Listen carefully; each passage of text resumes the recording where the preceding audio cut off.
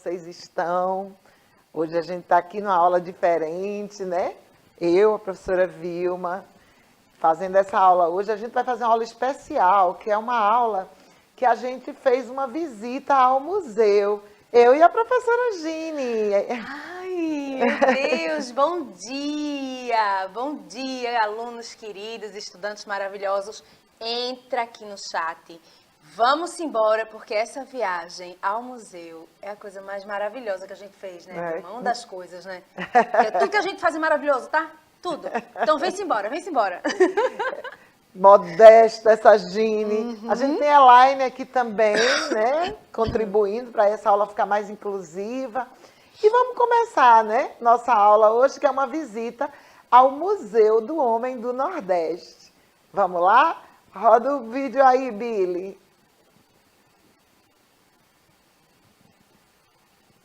Bom, enquanto o vídeo não chega...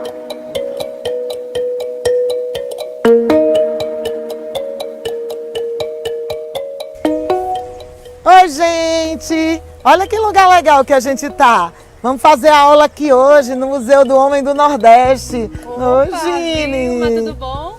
Oi, pessoal, sejam bem-vindos a essa aula que a gente tá fazendo com todo amor e carinho pra vocês, né? A gente começou logo aqui, ó, em frente a uma peça. Que coisa linda! São a locomotiva do século XIX. A gente vai ver aqui no museu muitas peças ligadas à história do Nordeste, à história de Pernambuco. Então vai ser uma viagem incrível e a gente está convidando vocês para participar. Puro momento cultural, não é? Onde a gente vai conhecer um pouco da nossa ancestralidade, da nossa história. Pois é, vamos entrar nessa locomotiva, né, e pegar o trem. Vamos embora pegar esse trem. Gine, eu tô tão animada com essa visita. Eu tô Olha só que coisa linda. Vilma, isso é maravilhoso. Muito. Essas releituras, né, de obras clássicas. Sim. O Van Gogh, a Frida de máscara. Meu Deus, a mulher com brinco de pérolas, eu amo esse quadro.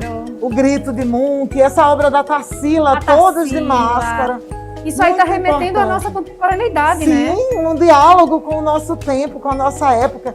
Que é isso que o museu deve fazer. Esse é um papel do museu.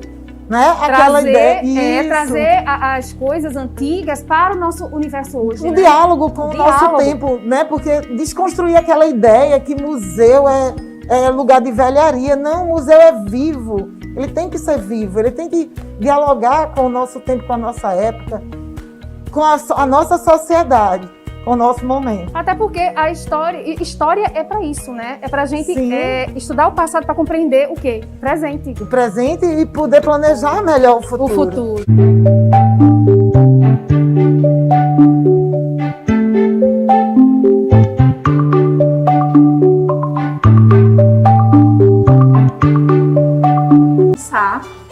Quem é o homem do Nordeste? Para a gente pensar realmente como muitas vezes a gente acaba pensando um estereótipo, mas que aqui a gente vê que o homem e a mulher do Nordeste são plurais, de culturas, de traços físicos, de crenças e de coisas diferentes. Então aqui a gente tem um pouco da diversidade. E é a partir disso que a gente vai começar a pensar que processos contribuíram para que nós encontrássemos uma cultura tão rica. Essa primeira sala a gente chama de Sala das Influências. Então aqui a gente tem traços da cultura de diversos povos que de alguma forma contribuíram para o que a gente entende hoje como Nordeste. A gente tem as presenças, as ausências e tudo isso fala. Então aqui a gente tem, por exemplo, um pouco da cultura africana, que se resume a isso? Claro que não. A gente tem influência africana na língua, na gastronomia, em diversos aspectos da cultura do Nordeste, não só no Nordeste, mas no Brasil. Mas que nesse momento aqui está representado por elementos de vestuário. Mas a gente vai ver ao longo da visita que não se resume a isso. Ali a gente tem influência indígena, que também não se resume a isso, e a gente vai ver um pouquinho mais na frente. Então, a gente encontra aqui nessa sala um pouco da representação da trajetória de influências que a gente sofreu. A gente se sente acolhido aqui, a gente se sente em casa, né? A gente se sente representado, né? A gente vê a nossa identidade aqui. Eu acho que é maravilhoso. estar aqui nesse lugar. É um privilégio.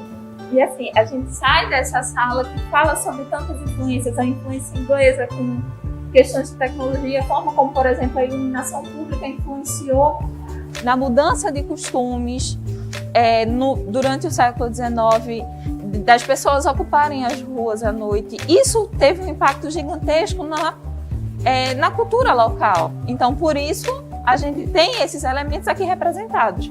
A influência do cinema, que nós recebemos uma influência muito grande do cinema norte-americano, mas que nós temos uma produção de cinema nacional.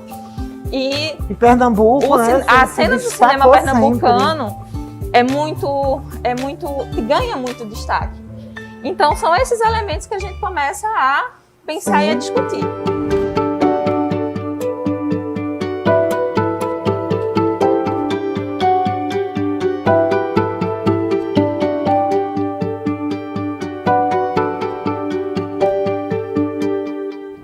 Aqui a gente chegou numa sala que eu acho que é uma das salas mais interessantes que a gente tem aqui, porque é uma sala que fala sobre os povos indígenas do Nordeste. E eu acho que a mensagem mais bacana da gente trazer dessa sala é a gente pensar a diversidade dos povos indígenas que aqui a gente tem no Nordeste. Então, se a gente perguntar, me fale o nome de 3 povos indígenas do Nordeste, muita gente não sabe. É verdade. Então, só aqui em Pernambuco a gente tem Funiô, a gente tem Pancararu, Pancararé, a gente tem os Chucurus, Apicum. Então, assim, aqui a gente traz um pouco dessa diversidade dos povos indígenas.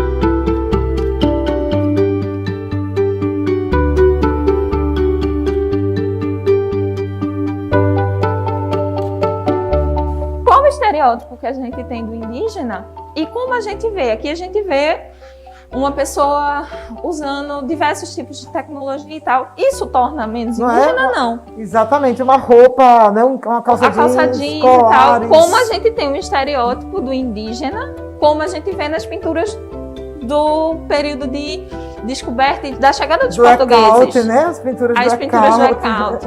E para a gente pensar realmente como esse processo se deu, essa descoberta, entre aspas, esse processo de invasão dos portugueses na América, e a gente pensar que os indígenas também mudaram.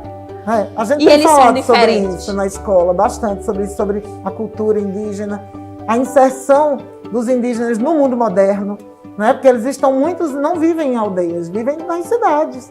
Né? E não os torna menos indígena. E a gente pensar também o próprio conceito de tecnologia. Porque tem muito conhecimento indígena que é utilizado, por exemplo, na produção de medicamentos. E isso, de certa forma, também é a ideia do desenvolvimento de técnicas. Chama muita atenção, quando a gente chega aqui, essa figura, que é o praiá, que é uma veste ritual utilizada em alguns rituais religiosos dos povos do tronco Pancararu. Como, por exemplo, Pancararu, Pancararé. Esse é um praiá Pancararé. E ele é utilizado em algumas festas religiosas.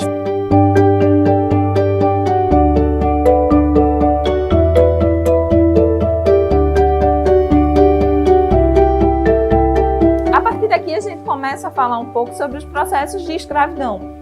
Essa sala a gente normalmente chama de navio negreiro, que ela traz um pouco dessa memória da escravidão e do tráfico. Élida? Viramundo. Ela era muitas vezes utilizada nos porões dos navios para prender os pés e as mãos das pessoas escravizadas que estavam sendo transportadas. Normalmente pessoas que de alguma forma se rebelavam dentro dos porões dos navios. Porque a gente tem a ideia que eles vinham todos certinhos, não. Eram muito comuns casos de revolta dentro dos navios. E a gente tem E por que tem esse nome, Viramundo? Porque imagine você estar com os pés e as mãos presas ao mesmo tempo no porão de um navio em alto mar. Então as pessoas perdiam a estabilidade. E daí vem um nome. Aqui do outro lado a gente tem um açucareiro de ouro com pedras preciosas. E que mostra o outro lado da riqueza do Nordeste. Porque para a pessoa ter o nível de riqueza, muitas vezes, ou ele era traficante de escravizados, ou ele era senhor de engenho. Na verdade, eu não vejo como o outro lado, não. Para mim, é o mesmo. São os dois lados de uma mesma moeda. Coisa, exatamente. A partir daqui, a gente começa a ver um pouco da cultura do açúcar. A gente tem essas fotografias que é de Jonathan Andrade, que é chamado de ABC da Cana, e que faz a gente refletir um pouco sobre os processos de acesso à educação dentro desse segmento do pós-escravidão, e também da gente pensar que muitas dessas pessoas podem até reconhecer as letras, mas elas não têm o acesso à educação. E aqui a gente tem alguns folguedos populares, porque muitos desses são fruto desses processos, como escravidão, como a exploração de povos indígenas, como a produção do açúcar. Então a gente tem aqui diversos folguedos que fazem parte da cultura do Ali é o Nordeste. Jaraguá, né? A Isso. figura do Jaraguá. O Caboclo de Pena, que faz do parte, maracatu rural, né? ele faz parte do maracatu rural, mas esse em específico, ele é do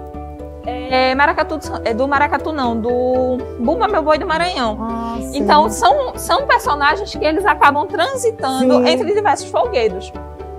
A gente tem o Caboclo de Pena, o próprio boi, o Cazumbá, que O cavalo marinho faz essa junção também. Também. Né? Mistura um pouco o boi, né? Com aqui outros atrás a gente tem folguedos. um caboclo de lança, que assim, são figuras marcantes da cultura do Nordeste, dos folguedos populares, dos ciclos de festividades do Nordeste.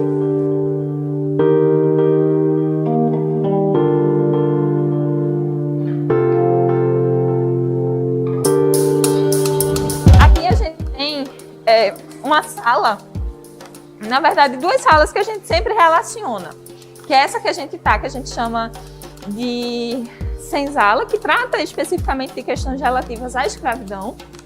Então a gente vê a própria capoeira e a importância da capoeira no sentido da resistência cultural e dessa plasticidade da resistência, porque a gente tem a capoeira que, ao mesmo tempo que ela é uma luta, ela é um jogo, ela é uma dança, então nesse meio as pessoas conseguiam disfarçar e conseguiam manter essa herança cultural que foi trazida da África. E aqui a gente discute um pouco sobre os diversos tipos de escravidão, porque muitas vezes a gente para e pensa, mas essa escravidão é da cana, é dos canaviais, mas a gente vê figuras como Mônica. Provavelmente você já deve ter visto essa fotografia. Essa fotografia é de uma ama de leite daqui de Recife no século XIX. E é muito importante a gente poder chamá-la pelo nome, Sim. que é Mônica.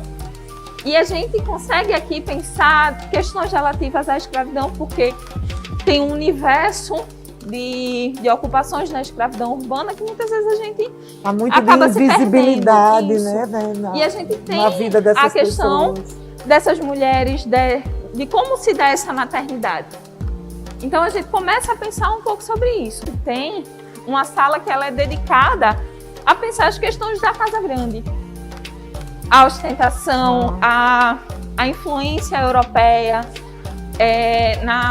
nos costumes realmente, entendeu? A O mobiliário, religiosidade, né? a presença marcante da religiosidade, do catolicismo dentro dessas casas. Então aqui a gente tem marcas dessa herança cultural que a gente tem até hoje. Sim. Eu acredito que todo mundo já tem. Ai, meu Deus, vixe Nossa Senhora. Isso mesmo quem não seja necessariamente uma pessoa religiosa, verdade. acaba falando. Faz parte da nossa língua, né? Da estrutura Isso linguística. meio que do nosso inconsciente Imaginário, do coletivo. inconsciente, é verdade. Então aqui a gente tem um pouco disso. E ao mesmo tempo, a gente traz um pouco como é que eu posso dizer? O contraponto entre a suntuosidade das casas grandes e questões contemporâneas de falta de acesso à moradia. Então aqui a gente tem essas duas maquetes que são de uma artista pernambucana, Elisângela das Palafitas.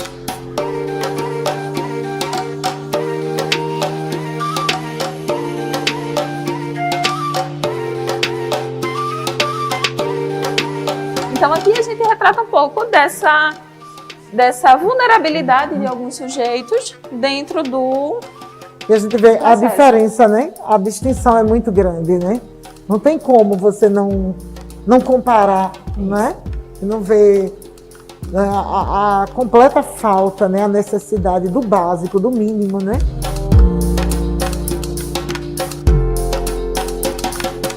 Aqui a gente segue para essa sala que ela é dedicada ao maracatu na ação, que é um elemento importantíssimo da cultura nordestina, principalmente aqui em Pernambuco. Então aqui a gente tem o acervo do maracatu nação elefante, que é considerado o maracatu mais antigo, que é o primeiro que se foi encontrado registros dele. Se eu não me engano, em 1800 já tinha registro do nação elefante. E aqui a gente tem um acervo que foi doado pela filha de Dona Santa, que é uma figura importantíssima para a história dos maracatus de Pernambuco, e que ela traz justamente essa ideia da força que ela exerceu nesse espaço. Porque ela não foi apenas rainha do maracatu nação elefante, ela foi rainha das rainhas de maracatu.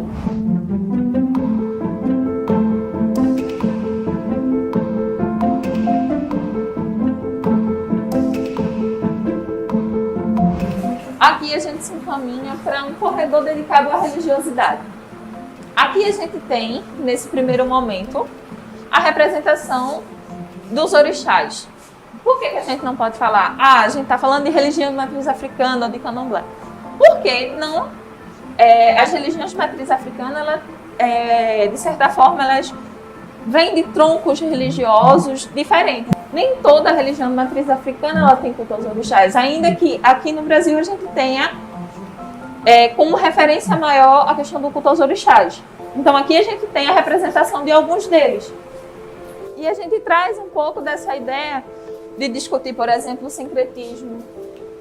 Que não é que, por exemplo, Nossa Senhora da Conceição seja em Iemanjá, mas eles encontraram formas de associar essas duas figuras, mas que as pessoas tinham claro que não eram a mesma coisa. Sim. Então, por isso que a gente tem, por exemplo, essas estátuas, que de um lado ela representa o orixá e do outro o santo que foi relacionado a ela. Sendo que, por exemplo, aqui, Iemanjá ela é sincrética de Nossa Senhora da Conceição. Mas em alguns lugares da Bahia ela é sincrética Nossa Senhora das Candeias.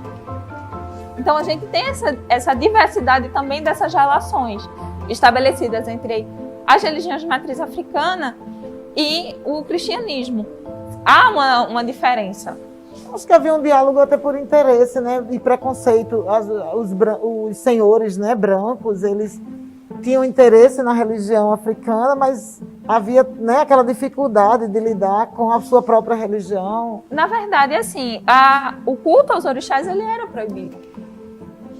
Quando as pessoas escravizadas elas eram trazidas na condição de escravizadas para o Brasil, elas eram inseridas em um contexto que o tempo todo coibia qualquer manifestação cultural ou qualquer manifestação da memória daqueles sujeitos. Então, a partir do momento que eles desenvolvem estratégias como associar a sua divindade a um outro do colonizador, essa é também uma estratégia de resistência de manutenção da cultura. Então, aqui a gente já passa a falar um pouco sobre o catolicismo popular. Esse catolicismo que ele é vivido no dia a dia. Mas eu acredito que havia uma troca nesse processo do sincretismo. Porque as religiões de matriz africana, elas são, como é que eu diria, muito interessantes poeticamente, né? Tem toda essa coisa da mitologia, e que eu acho que há interesse, houve e ainda há interesse. Na verdade, por nenhuma cultura ela é estática, ela sofre realmente trocas. Vai havendo essas trocas. Mas assim, a gente não pode deixar de lembrar o seguinte, que a todo momento essa cultura ela foi subjugada, foi tratada como inferior, e que essas religiões são tratadas, por exemplo, no campo da mitologia e não de uma cosmogonia. Então é importante a gente pensar nessas questões. Sim. E quando a gente vem falar sobre o catolicismo popular, a gente tem esses elementos como, por exemplo, os esvotos. No museu a gente tem uma coleção enorme e muito interessante de esvotos, que são esses objetos que se relacionam com a ideia de você pagar uma promessa. é um objeto de devoção. É um objeto que remete a você agradecer algo que você alcançou.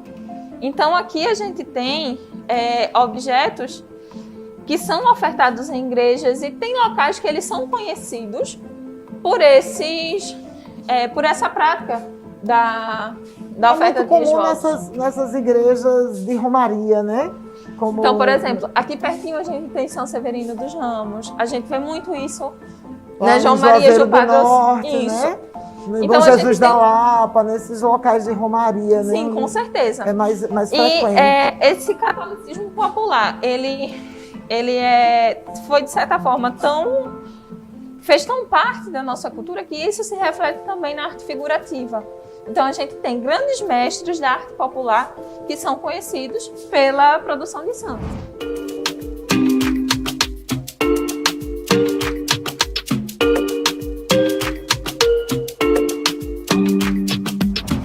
E aqui a gente começa a se encaminhar para esta última sala do museu, que é a sala que a gente vê dedicada ao sertão. Eu gosto muito de chamar atenção para essas duas fotografias que estão na extremidade da sala. Ah, sim. Então, de um lado a gente tem um sertanejo, uma pessoa que trabalha com a lida do gado e que faz isso de uma forma tradicional. Tanto nas suas roupas como na sua forma de fazer. Do outro lado a gente tem um sujeito que está fazendo exercendo a mesma atividade, mas com uma vestimenta diferente, com um instrumento diferente que é a moto. Então a gente consegue equalizar que um ou outro está mais certo? Não, a gente mostra que essas pessoas elas se adequam às suas realidades, ao que corresponde melhor ao seu contexto. Então aqui a gente tem, por exemplo, a referência à Missa do Vaqueiro, que é uma manifestação, uma festa muito importante dentro da vida sertaneja, da cultura daqui. Então aqui a gente tem, por exemplo, duas expressões artísticas que, de certa forma, têm o seu papel na representação dessa cultura. Então a gente tem a literatura de cordel e a gente tem a ideia da xilogravura. E que daí a gente traz toda essa estética, não só da técnica da xilogravura, mas de uma estética própria, encontrada em obras como, por exemplo, de J. Borges, que ele tem uma estética própria da produção de xilogravuras. J. Borges resiste, né? Mas a gente já vê hoje a xilogravura com material gráfico, com fotografia, né? São aplicações... Não, o folheto de cordel. Isso, o folheto de cordel. E nem todo o processo de xilogravura vai ter essa mesma estética voltada para o sertão, como é o caso de J. Borges. Você tem obras de outros artistas também que usam da técnica da xilogravura, mas que trazem resultados bem diferentes. São os processos de adaptação. E de mudança, aqui de transformação. a gente encerra a visita ao museu, mas convidando também as pessoas a visitarem outros espaços que o museu tem como galerias que sempre estão recebendo exposições temporárias. E a gente sai daqui refletindo um pouco sobre o que a gente viu, sobre essa construção da ideia do que é o Nordeste, do que é ser nordestino. Muito importante. E lembrar que além das exposições, né, temporárias que o museu promove, tem o cinema do museu. Tem a Cinemateca Pernambucana, que faz parte também da Fundação Joaquim Nabuco e que traz também um aparelho cultural que dialoga com outras linguagens e com outros aparelhos culturais que fazem parte da mesma instituição que é a Fundação Joaquim Nabuco. Eu adorei a visita, viu? Quero bom lhe agradecer por esse momento tão maravilhoso. E certamente os nossos alunos vão amar, né, vivenciar isso e conhecer. E eu espero que eles estaremos venham, de braços abertos já, né, que eles para venham visitar. Porque o que a gente viu na aula, o que a gente está vendo aqui nessa visita, é uma forma aligeirada, né, Hélida? É uma forma mais aligeirada. Vocês vindo ao museu podem contemplar todos esses, né, todo esse acervo, todas essas peças, essas imagens. Tem vídeos também, né, que a gente não viu hoje. E vocês podem fazer isso com mais calma, né? Porque o museu funciona em que horário? Nós funcionamos de terça a sexta, das 8h30 às 17 horas. E sábados, domingos e feriados, das 13 às 17. Ele fecha para o almoço, é direto. É direto, sendo que para grupos agendados de escola, a gente faz o atendimento de 9 às 12 e de 13 às 17. Mas foi um prazer fazer esse percurso com você. E Muito foi um obrigada. prazer enorme também para o Museu do Homem do Nordeste recebê-los aqui e realmente fazer esse convite para que vocês possam visitar o museu.